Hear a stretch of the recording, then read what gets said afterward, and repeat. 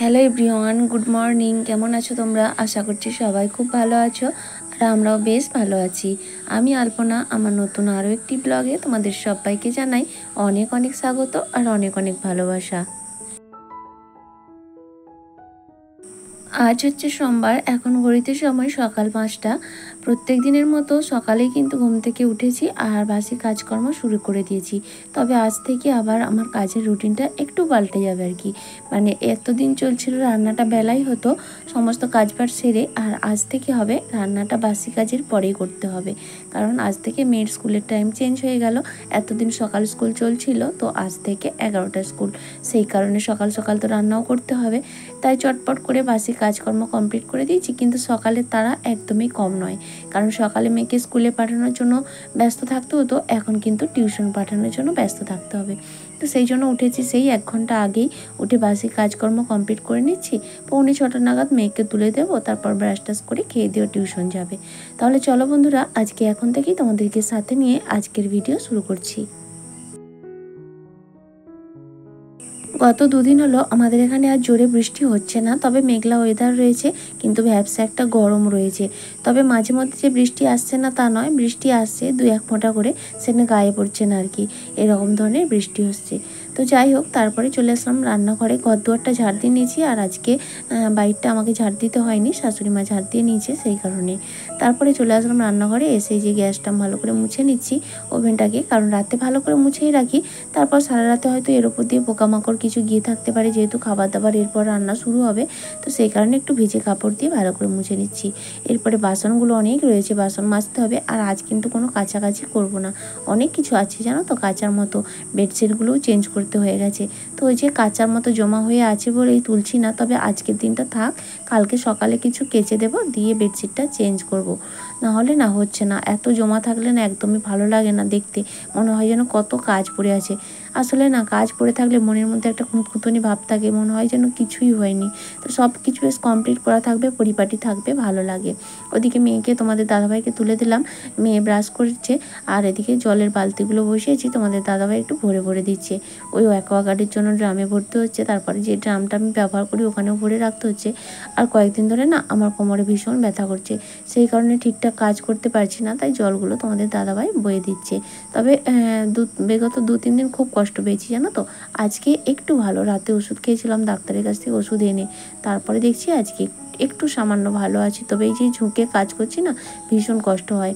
তো কেন জানি না এরকম হয়, মাঝে মাঝেই হয়, হয়তো ওই যে সিজারের সময় যে অ্যানাস্থেসিয়া দিয়েছিল তার জন্য হয়তো প্রবলেমটা হতে পারে, বা হয়তো বয়স বাড়ার সঙ্গে সঙ্গে আসলে আবার এটাও হতে পারে শরীরটা আগের তুলনায় একটু ভারী হয়ে যাচ্ছে, সেই কারণে জানি না কী থেকে সমস্যাটা হচ্ছে। তবে মাঝে মাঝেই হতো, তবে এবারের কষ্টটা একটু বেশি হচ্ছে। তো যাই হোক, এর মাঝে কিন্তু মেয়েকে তুলে ওকে রেডি করে দেখো ওরা টিউশন চলে গেল। আর আমি বাসনগুলো মেজে নিয়েছি, ওদিকে সমস্ত জলটা ধরা হয়ে গেছে। আর আজকে জানো তো সকাল সকাল ঝাঁট দিয়ে নাতাটা দিয়ে নিয়েছিলাম, কারণ ততক্ষণে এই কলের মধ্যে যা কাজ করছিল ততক্ষণ বসে দাঁড়িয়ে থাকলাম না, সেই জন্য নাতাটাও দেওয়া গেছে। তাই বাসন ধোয়া হয়ে গেলে আপাতত আমার কাজ শেষ, এরপরে স্নান করে ঠাকুর পুজোটা দিয়ে নেব। আর দেখো বলতে বলতে চলেও এসেছি স্নান টান করে ঠাকুর পুজো দিতে। ওদিকে তোমাদের দাদাভাই দেখছি আজকে চা বানাতে যাচ্ছে। ওই যে শরীরটা খারাপ না, সেরকমভাবে পারছি না, কিন্তু করতে তো হবেই, যেহেতু একার সংসার, কেউ করার নেই। তাই যতটা না করলে নয় সেইভাবেই করছি আর কি। আর সেই কারণেই মাঝে মাঝে তোমাদের সঙ্গে এই কদিন ভিডিও দিতে পারছি না, মাঝে মাঝে গ্যাপ হয়ে যাচ্ছে। মানে শরীর আর পেরে উঠছে না, এত কোমরে যন্ত্রণা হচ্ছে না, কোনো কাজই করতে পারছি না সেইভাবে। আর সেই কারণে আর কালকে না, গতকাল কোনো ভিডিও করা হয়নি, মেয়ের নাচের পরীক্ষা ছিল। তো সকালে উঠে বাসি কাজকর্ম কমপ্লিট করে তাড়াহুড়ো করে আলু ভাতে ভাত রান্না করে না, মেয়েকে সাজিয়ে গুছিয়ে 9:30টার সময় বেরিয়ে গেছি। তো ওখান থেকে ফিরতে ফিরতে প্রায় 2টো বেজে গেছে। এসে ডাল রান্না করেছি, ডিম ভাজা করেছি, তারপরে ভাত টাত খাওয়া দাওয়া করে একটু রেস্ট নিয়েছিলাম আর কি, আর ভিডিও করা হয়নি। সেই জন্য গতকাল তোমাদের সঙ্গে কোনো ভিডিও দিতে পারিনি। তো যাই হোক, ওদিকে ঠাকুর পুজোটা দিয়ে চাটা খেয়ে নিয়েছিলাম, খেয়ে তোমাদের দাদাভাই হাট চলে গেল। অনেকদিন হাট যাওয়া হয়নি, আজকে হাটবার তো গেছে। আর আমি ততক্ষণে ভাতটা বসিয়ে দিই, কারণ বাড়িতে কোনো সবজি নেই যে রান্না করব, সেরকম অনেক দিন হাট যাওয়া হয়নি। আর আমাদের গ্রামের বাড়ি তো, তারপরে জমিতে টুকটাক লাগানো থাকে, এইভাবেই দিন কেটে যাচ্ছিল। তারপরে মাছ ছিল, শোল মাছ, কই মাছ, এই সমস্ত কিছু ছিল, ডিম আছে বাড়িতে, সয়াবিন চলেই যাচ্ছিলো। তো সেই জন্য আজকে হাট গেল, তো সবজি টবজি আনুক, ততক্ষণ আমার ভাতটা আমি করে নিই। ভাতটা বসিয়ে দিয়ে চলে আসলাম ঘরে, বিছানাটা তো গোছানো হয়নি। এবার এই রুটিনেই কাজ হবে। আগে কি হতো, বাসি কাজকর্ম কমপ্লিট করে বিছানা টিছানা গুছিয়ে নিয়ে সেই 10টা সাড়ে 10টার সময় রান্নাটা বসাতাম, কিন্তু এক্ষেত্রে আর সেটা হবে না।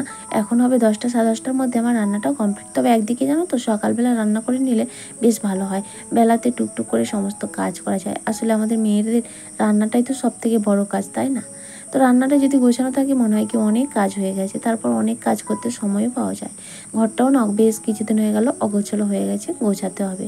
তো যাই হোক, দেয়ালগুলোও না কীরকম একটা হয়ে গেছে, একটু নাতা দিতে পারলে ভালো হতো, কিন্তু শরীর আর চলে না, ভাবছি আর দেবো না। তাছাড়া না আমাদের এই বাড়িটা কিভাবে কোথা দিয়ে মাটি নিয়ে তৈরি করেছিল জানি না, মাটির ঘরে নাতা দিলে না বেশ দেখতে সুন্দর লাগে, সাদা হয়ে থাকে, ভালো লাগে।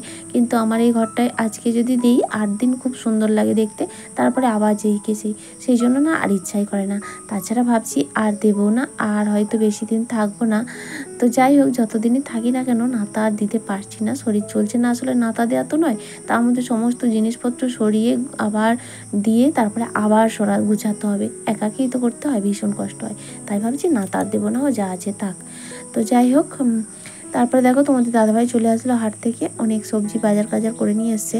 আসলে কি বলতো, এবার না বর্ষা পড়ছে তো সবজির দামও বেড়ে যাচ্ছে। তো এনেছে কুমড়ো, শাক এনেছে, পটল এনেছে, আদা রসুন পেঁয়াজ কাঁচা লঙ্কা টমেটো কাঁকরোল উচ্ছেটা অনেকটাই এনেছে। তারপরে লেবু এনেছে, আম এনেছে।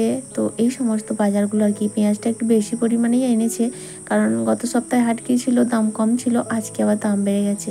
তাই একটু সবজি বাজার বেশি বেশি করে নিয়ে চলে আসলো। এতে কি হয়, পরের সপ্তাহে হয়তো আরও দামটা বেড়ে যাবে। আর আমাদের হাটে বাজার করলে একটু সুবিধা হয়, এমনি বাজারেও কিন্তু প্রত্যেক দিন বাজার বসে, সেখানে তুলনামূলক দামটা বেশি হয়। আর হাটে গেলে 5টা দোকান ঘুরে নেওয়া যায়, তো সেই জন্য কিন্তু দামটা একটু কম হয়। তবে সবজি যে খারাপ হয় তা নয়, আমাদের হাটেই বলো বাজারে বলো যেখান থেকে সবজি কেনা হোক না কেন, সবটাই কিন্তু টাটকা সবজি, কারণ আমাদের দিকে তো চাষ হয় সেই কারণে। আর এইভাবে বাজার করলে না আমাদের মতো মধ্যবিত্ত পরিবারের অনেকটা সুবিধা হয়, অনেকটা সাশ্রয়ও হয়, জানো তো। তো যাই হোক, সেই জন্য ওইভাবেই আমরা করি, হাট থেকেই বাজারটা করি। আর মাঝে যদি 2-1 দিন অসুবিধা হয়ে যায় তখন যা হোক করে ম্যানেজ করে নিই। বাড়িতে তো আলু রয়েছে, ডাল রয়েছে, সয়াবিন রয়েছে, ডিম রয়েছে, তো 2 দিন 4টে দিন ম্যানেজ হয়ে যায়, তাই না? তো এইভাবেই করি আর কি। তারপরে দেখো ওদিকে দেখো আমার ডালটা ফোড়ন দিয়ে নিয়েছি, ভাত হয়ে গেছে, আর শাক চচ্চড়ি করবো, সেই জন্য আলু বেগুন সবজিটা সব তুলে দিলাম। তো শাক চচ্চড়ির মশলা এটা করছি না, 2টো কই মাছ ছিল মেয়ের জন্য বেছেছি, আর তোমাদের দাদাভাই হাট থেকে ছোটো মাছ এনেছে, মোরলা মাছ, মেয়ে তো ওটা খাবে না, সেই জন্য ওর জন্য তেলকই করে দেবো। তো তেলকইয়ের জন্য মশলাটা রেডি করে নিলাম মিক্সিতে। আর ছোটো মাছটা না পরে করব, এখন মেয়েকে ওর রান্নাটা কমপ্লিট করে দিয়ে ওকে খাইয়ে দিয়ে স্কুলে পাঠিয়ে তারপরে ছোটো মাছগুলো করব। ওদিকে শাক চচ্চড়ি ডাল হয়ে গেছে, এখন এই যে তেলকইটা রান্না করেই মেয়েকে খাইয়ে দিয়ে ওকে স্কুল পাঠিয়ে দেবো। তারপরে ছোটো মাছগুলো ভাজতে সময় লাগবে, আর আলু দিয়ে ওইটা একটু আমাদের জন্য তরকারি করব। তো কই মাছগুলো ভেজে নিলাম, তারপরে মশলাটাও কষিয়ে দিলাম, এর মধ্যে আদা রসুন পেঁয়াজ টমেটো একটু জিরে সব কিছু দিয়ে ভালো করে কষে নিচ্ছি। আর মেয়ে না তেলকই খেতে ভীষণ পছন্দ করে। এর মাঝে ওকে কিন্তু স্নান টানও করানো হয়ে গেছে, আর এখন এই যে মেয়ের জন্য টিফিন বানিয়ে দিচ্ছি, আজকে একটু গোলা রুটি বানিয়ে দিচ্ছি।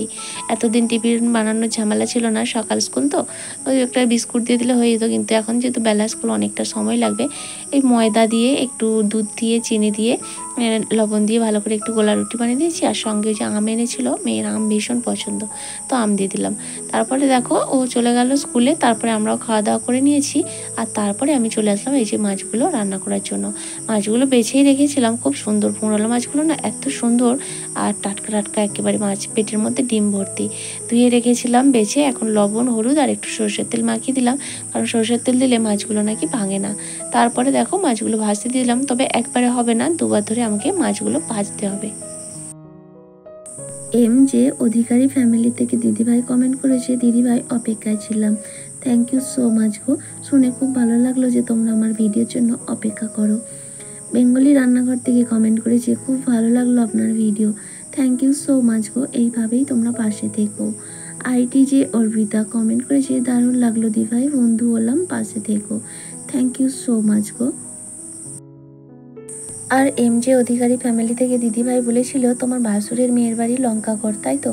তো আমরা মেয়ের পরীক্ষা দিতে কিন্তু লঙ্কাগড়ে গিয়েছিলাম, আর ওখান থেকে আসার পরেই তোমার কমেন্টটা পেলাম, ভীষণ ভালো লাগলো। তুমি কি ওখানে এসেছো কখনো? আর যদি এসে থাকো বা এরপর ভবিষ্যতে যখন আসবে, প্লিজ আমার বাড়ি একটু এসো, খুব ভালো লাগবে।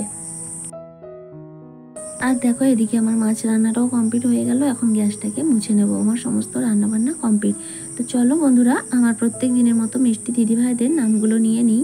তো প্রথমেই রয়েছে MJ অধিকারী ফ্যামিলি, বেঙ্গলি রান্নাঘর, ITG অর্পিতা, সিম্পল হাউসওয়াইফ, ছোট্ট পাখি, smiley Dipa, Shampa Saha, Pompi Roy, Nirku Ghosh, Razia Khan.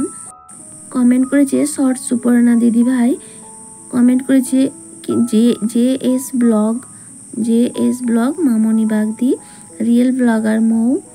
Thank you so much, তোমাদের সবাইকে অসংখ্য ধন্যবাদ এত সুন্দর সুন্দর কমেন্ট করার জন্য। আর এইভাবেই তোমরা আমার পাশে থেকো। আর তারপরে দেখো, দেখা হচ্ছে একেবারে সন্ধ্যাবেলায়। বিকেলে সেরকম কোনো ভিডিও করিনি। আজকে সন্ধ্যে দেবো বলে হাত পা ধুয়ে আসলাম, জামা কাপড় চেঞ্জ করলাম। মেয়ে বললো আমি দেবো, তো ভাবলাম তাহলে দিক। তো মেয়ে এখন সন্ধ্যাটা দিয়ে নিচ্ছে আর আমি ওকে একটু হেল্প করে দিচ্ছি।